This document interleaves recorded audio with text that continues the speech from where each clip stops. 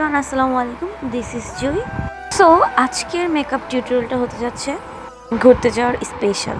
আমি কিভাবে খুব ইজিলি লং লাস্টিংভাবে একটা মেকআপ ক্যারি করি সেটা নিয়ে থাকছে আজকের ভিডিও। ফার্স্টেই আমি আমার পুরো ফেসে ফাউন্ডেশন দিয়ে কভারেজ করে নিব। তোমাদের মন মতো তোমাদের শেডের ফাউন্ডেশনটা তোমরা ইউজ করবা। আমি ক্যামেরার সামনে অনেক বেশি নার্ভাস, বিকজ ফার্স্ট টাইম আমি ক্যামেরার সামনে এইভাবে মেকআপ টিউটোরিয়াল একটা ভিডিও দিতেছি। আমি কখনো এভাবে ভিডিও করি নাই, যদিও ব্লগ করা হয়, বাট এভাবে ক্যামেরার সামনে ওপেনলি ভিডিও করি নাই। দেন আমি আমার আই লুকটা কমপ্লিট করে ফেলবো। তোমরা তোমাদের মতো আই লুক করবা, আমি আমার মতো করতেছি। তারপর আমি লুজ পাউডার দিয়ে আমার পুরো ফেস কভার করে ফেলবো। এখানে কিন্তু আমি আমার আই লুকটা কমপ্লিট করছিলাম আগেই, মানে আইব্রোটা জাস্ট ড্র করে নিছিলাম। আমি এইখানে কিন্তু কোনো প্রকার ফেস পাউডার অ্যাপ্লাই করিনি, জাস্ট লুজ পাউডার অ্যাপ্লাই করছি। আমার ফেসে লুজ পাউডার অনেক পরিমাণ বসে, আর এটা কিন্তু একদম রিয়েল ক্যামেরা দিয়ে করা। আমি জানি ক্যামেরার সামনে কী নিয়ে বকবক করতেছিলাম। যাই হোক, এখন আমি মোস্ট ইম্পর্টেন্ট একটা পার্ট দিব, মেয়েদের যেটা ইমোশন বললে না বললেই চলে, ব্লাশন। এই ব্লাশনটা দিতে কিন্তু আমি অনেক বেশি পছন্দ করি।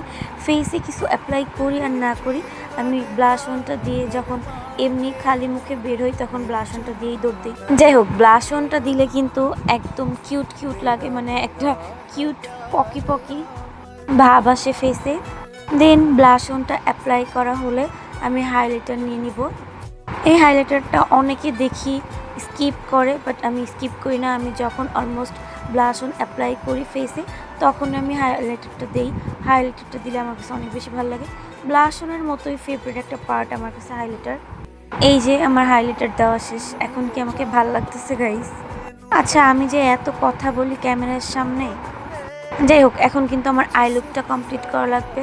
আমার আই লুকটা নাকি অনেক বেশি সুন্দর হয়, আমার কাছেও ভালো লাগে, বাট আমি কনফিউজ ছিলাম ব্ল্যাক ড্রেসের সাথে কি কালার আইশেড দিব চোখে। ব্ল্যাক ড্রেসের সাথে আইশেড যদি ব্ল্যাক দেওয়া হয় তাহলে কিন্তু ভাল লাগে না একদম। এর জন্য আমি এখানে কফি কালার শেডটা অনেক বাছাই করার পর নিতে পারছি। দেন আমি একটু খেয়ে নিতেছিলাম। আম্মু বলতেছিল যে পেয়ারাটা অনেক মিষ্টি আছে, আসলে পেয়ারা অনেক মিষ্টি ছিল। যাই হোক, দেন আমি খাইতেছিলাম আর আমি আমার আই লুকটা কমপ্লিট করতেছিলাম। আই লুকটা কমপ্লিট করার জন্য এখন আমি হোয়াইট কাজল নিয়ে নিব। কে কীভাবে দাও, কে কোনটা দাও আমি জানি না, বাট আমি অলমোস্ট হোয়াইট কাজলটাই দিই যখন লেন্স পরি, বাট আজকে আমি লেন্স পরি নাই। দেন এখন তো আমার চোখের আই লুকটা একদম শেষ পর্যায়ে। আমি মাস্কারা আর আইলাইনার দিয়ে ফুল কভারেজ করে নিব। আমরা কিন্তু এই আইলাইনারটা দেওয়ার সময় মেয়েরা অনেক বেশি সিরিয়াস থাকে, আর লিপস্টিকটা অ্যাপ্লাই করার সময়, বিকজ একটা চোখের মতো দেওয়া যে কতটা ট্রাফট। দেন আমি একটা নকল তিল বসাই নিতেছিলাম, আমার কাছে ভাল লাগে এই জিনিসটা। যাই হোক, শর্ট একটা ভিডিও দিতে চাইছি, ভিডিওটা অনেক বেশি লং হয়ে গেছে গাইস। এখন আমি আমার মেকআপের লাস্ট জিনিসটা দিব, লিপস্টিক। আমাকে যদি কেউ জিজ্ঞেস করে যে তুমি কোন শেডের লিপস্টিকটা দিছো, আমি কখনোই বলতে পারি না, কারণ আমি আমার ঠোঁটে অনেকগুলো লিপস্টিক অ্যাপ্লাই করে তারপরে একটা শেড আনি।